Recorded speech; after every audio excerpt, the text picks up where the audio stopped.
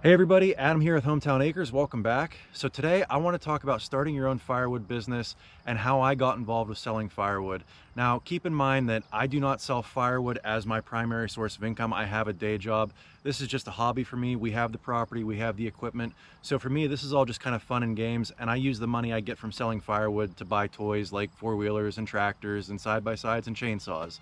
So if any of you guys out there run a full-time firewood business, this might not apply to you. But if you're just looking to do something on the side, there's some good information here. Stick around. So I thought it might be fun to kind of start with how I got involved with firewood. So about 4 years ago, back in 2016, my wife and I, we lived down in the city of Pittsburgh. We had a teeny tiny lot. I could touch my neighbor's house and my house at the same time. That's how close we lived together and how small our lot was. We did have a fire pit in the back though, big enough to do campfires and get-togethers and stuff. And I didn't have any firewood when we lived there, so I got on Facebook Marketplace and Craigslist and started trying to track people down that just had trees cut down. And that goes to show you how little I knew about firewood at the time. I found this guy that just had a tree taken down on his property, and I thought I'd be able to go over there, split it up, bring it back, and have a campfire that night. And that's exactly what we did. We went over there, split it up, threw it in the back of the truck, brought it home, and had a campfire, and it burned just absolutely horribly. So that was my first lesson, and you gotta have dry season firewood. But anyway, that experience, I had such a fun time. I had a buddy come over and help me split it all up. We loaded it in the truck, brought it home, and had a campfire. I had such a good time just hanging out, having a couple of beers, splitting wood. And that really is what kind of got me involved in firewood, was just having a good time doing it.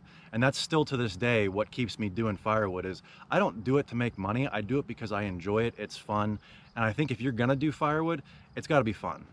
So after having such a good time splitting up that load of wood, just enough for myself for campfires for the summer, I was still kind of hungry for firewood, you know? I started getting on Facebook again, looking for more loads of wood. Before I knew it, I had probably 2 or 3 cords of wood loaded in the back of my yard there, and my back patio was completely full of wood. Way more than I could ever burn myself with just a campfire pit. We didn't have a wood stove or anything like that. It was all just because I liked coming home from work, grabbing the axe and splitting wood. So I had more than I could use, so I started listing it on Facebook, you know, for sale. I had put the work and effort into splitting it and stuff, so I figured, well, I got all this and it's just gonna go to waste here, so I might as well see if I can get a little money out of it. So I probably sold 2 or 3 cords down in the city of Pittsburgh within, I don't know, a month, maybe 2 months. And that was when the light bulb really took off, that I might be able to actually make a little bit of money doing this. So eventually the Facebook and Craigslist ads dried up, and I needed to find a better source of firewood. So I actually found a tree service guy down there. He had a bunch of jobs. I was getting wood from him pretty regularly, and I was moving a lot of wood. So it was at this point that I decided I needed to start buying some equipment and actually investing in this business idea that I had. So the first thing I bought was a 42cc Craftsman chainsaw, and I also went out and bought a little electric 7-ton kinetic log splitter. Now it's important to note that that chainsaw and that log splitter I paid with the cash that I had earned from selling wood that I split by hand. So I didn't, you know, take out a loan or anything like that to buy it. Now granted, it was only a couple $100, but still, I have funded this whole operation with the sale. So I've grown it organically. I haven't borrowed a dime to pay for any of the equipment that I have. As much as I talked about how much I like splitting by hand, I was starting to get to the point where I wouldn't be able to keep up with the demand that I had down in the city of Pittsburgh splitting by hand. So I needed a way to do it quicker, also save my body a little bit.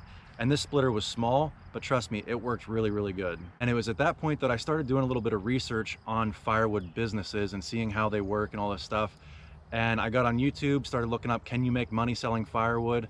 And I actually found Outdoors with the Morgans. And that is what really drove our move here out to the country. Seeing all the stuff that Mike was doing on his channel, selling firewood, all that stuff, that's really what pushed us to do it.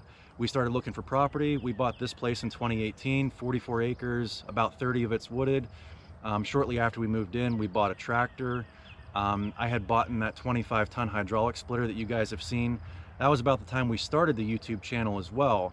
So if you've been with us from the beginning, that's where your jumping off point is from joining the channel.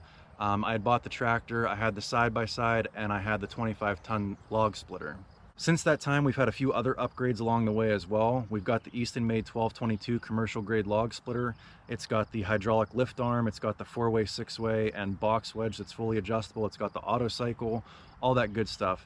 If you're not familiar with what I'm talking about, check out some of our other videos that we've posted with that splitter. We've made a bunch of videos with it. It's a great splitter. And then we've also got that grapple from Stevens Attachments. That really ups our production by allowing us to go back in the woods, grab whole logs and bring them out, and then cut them, split them, and stack them out here rather than trying to do it back in the woods. The longer you can keep your firewood together, the quicker your process is going to be. If you cut it up back in the woods, then you've got to handle all those logs individually a bunch of different times. The first time I touch the firewood when I bring it out with that grapple is out here in the yard, have it right next to the splitter, right next to the pile. Pretty seamless process doing it that way. And then this spring we got that firewood bundler, and that firewood bundler has allowed us to move away from selling cordwood, and now we are just strictly selling bundlewood.